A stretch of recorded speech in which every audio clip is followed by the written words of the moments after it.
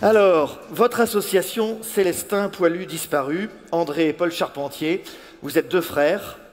Ouais. Célestin, c'est votre grand-père. C'est notre grand-père, c'est le père de notre mère. C'est le père de votre mère, absolument. Maman. Et votre grand-père était un poilu. Oui. Il a disparu dans les tranchées en 1914, 14. donc Oui. au début de la guerre. Oui, au mois d'octobre 14. Et depuis donc plusieurs années maintenant, vous vous battez avec votre association. Pourquoi? Racontez-nous. En quelques mots et de façon assez simple, parce que je sais que c'est une histoire quand même qui est assez compliquée. On va essayer. Bon. Notre grand-père, il est disparu, et donc ça nous a gênés, parce que notre mère ne l'a pas connu, nous, personne ne l'a connu. Et puis, on l'a cherché sans trop le chercher, mais on est tombé sur des gens, et puis qui nous ont dit, mais nous, on peut vous aider à le retrouver, et tout ça. Et puis, donc, on a lancé des recherches, et puis, en fait, on s'est rendu compte que il est nulle part, il est inscrit presque nulle part, hein. Il n'est surtout pas dans les nécropoles nationales, où il y a tous les morts de la guerre de 14, hein, qui ont leur nom inscrit, une tombe, etc. Et puis notre grand-père, il n'est pas là. Il n'est pas là parce qu'on n'a pas retrouvé son corps, mais il est mort avec ses camarades qui, eux, ont été reconnus, quoi. Alors, qu'est-ce que vous cherchez aujourd'hui? À savoir où est-ce qu'il est décédé précisément, la date à laquelle il est décédé? On a plusieurs dates, on a déjà 4 ou 5 dates, donc nous on en a une qu'on privilégie et on est certain que c'est la bonne, mais bon, c'est pas grave, c'est pas celle qui est officielle, hein, reconnue par les autorités françaises, militaires et tout ce que vous voulez.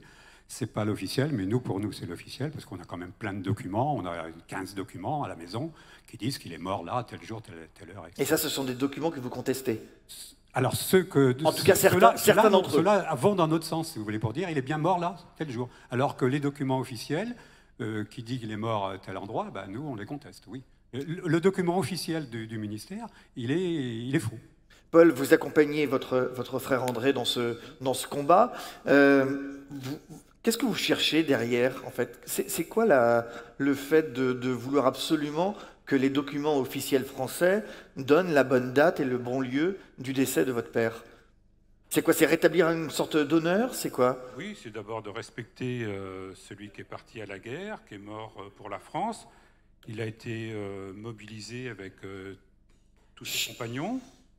Et puis, voilà, comme dit André, les identifiés, ils ont leur sépulture. Puis les disparus, ils n'ont rien et ils sont restés dans la terre glaise, ok. Mais ils doivent avoir Parlez bien dans votre micro, oui. Ils doivent avoir une reconnaissance nationale, comme nos alliés l'ont fait.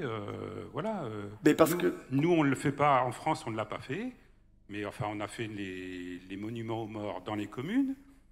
Mais c'est pas suffisant. Chaque famille, on le sait. Enfin, moi, je sais que quand je recherche des disparus, très souvent, enfin oui, tous les jours, eh bien,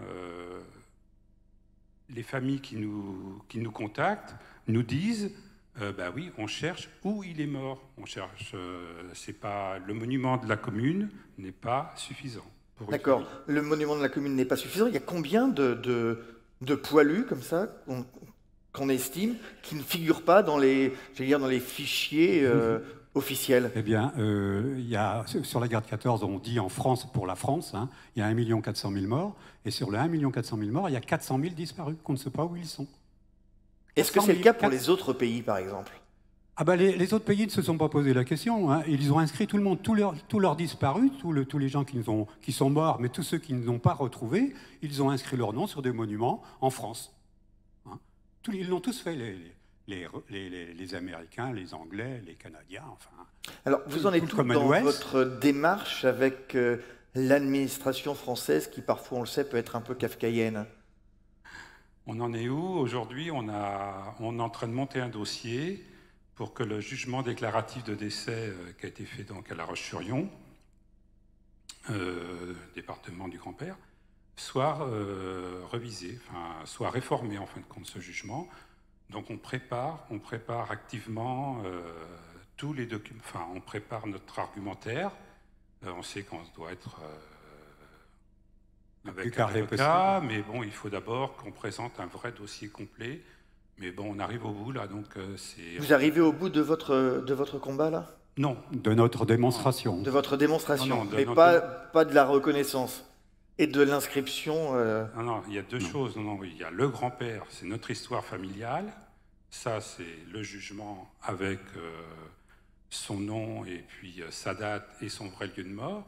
Et après, il y a tous les autres disparus, donc les 400 000 compagnons, qui ne sont pas inscrits là où ils sont morts. Et Parlez bien dans le micro. Ça, c'est le deuxième objectif, mais qui est le plus important. Et c'est pour Oui. ça qu'on a monté une association. Et vous avez été rejoint, donc, j'imagine, par d'autres personnes qui sont Bien dans le sûr. même cas que le vôtre.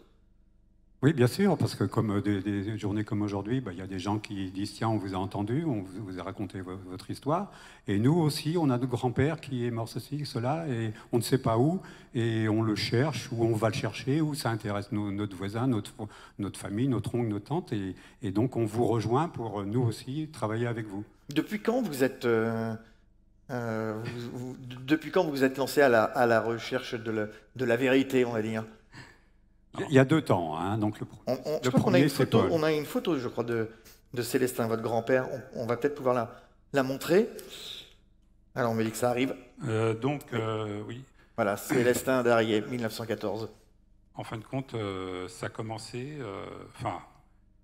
moi de ma mémoire, ça a commencé en 1980 parce que j'ai accompagné ma mère dans les Hauts-de-France, là où elle voulait rechercher sa sépulture. Donc nous sommes partis à Albert, parce que c'est là qu'on a fait tous les cimetières de la région. Elle n'a rien trouvé. On est reparti en Vendée, via Lisieux, parce qu'elle avait plus que les yeux pour pleurer d'ailleurs. Non mais c'est vrai. Et voilà, elle était très très déçue. Et c'est à partir de ce jour-là où vous vous êtes dit... Et oui, après ça a été... c'est resté latent certainement, parce que dans les familles on n'en parlait pas, c'est des sujets tabous quand même, faut bien l'entendre dire. Et puis après André a remis ça en 2002, parce lors d'un voyage, il a rencontré un gardien. Le gardien d'une nécropole aussi. On s'est arrêté là complètement par hasard. On montait dans l'est de la France pour un mariage, et on s'arrête là. Et puis on discute avec le gardien de notre grand-père. Je lui dis mon grand-père, il est mort à Verdun, parce que pour moi, la guerre 14, c'était Verdun. Hein, voilà, je résume. Puis il me disait oui, mais il a dit écoutez, si vous voulez, je vais vous aider. Hein. Un garçon super sympa, c'est le gardien du cimetière, de la nécropole. Et puis, effectivement, il nous a trouvé des adresses et des organismes comme l'ONAC-VG et tout ça. Et puis, voilà, les choses sont parties de là en 2002. Hein, et puis en 2003, etc., que ça a progressé. Après, moi, j'étais en activité professionnelle, donc je n'étais pas très libre. C'est pas toujours simple, oui. Voilà, donc après, de 2004 à 2014, je dirais que ça a un petit peu dormi. On écrivait, on lançait des requêtes et tout, mais ça n'avançait pas vite. Et puis en 2014, j'étais libéré de mes obligations de travail, et puis donc j'ai relancé l'affaire, et mon frère qui est plus jeune, beaucoup plus jeune, m'a rejoint dès qu'il a été en retraite, et puis c'est là que c'est parti à fond, et là donc on a monté cette association, et aujourd'hui on se bat, et on va réussir, c'est pas le coup de se battre. Bravo en tout cas pour ce travail et le combat que vous menez pour rétablir la vérité sur Célestin d'Arié. Voilà, décédé en 1914, association Célestin Poilu. Disparu.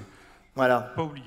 Poilu, Des 400 disparu. disparus. Oui. Et des 400 000 qui sont derrière. Tout à fait. Voilà. Merci André, merci Paul. Merci de nous avoir reçus. Et merci. Bravo. Cher voilà, public. on fait une pause. Bravo à ceux qui sont restés pour écouter cette belle histoire.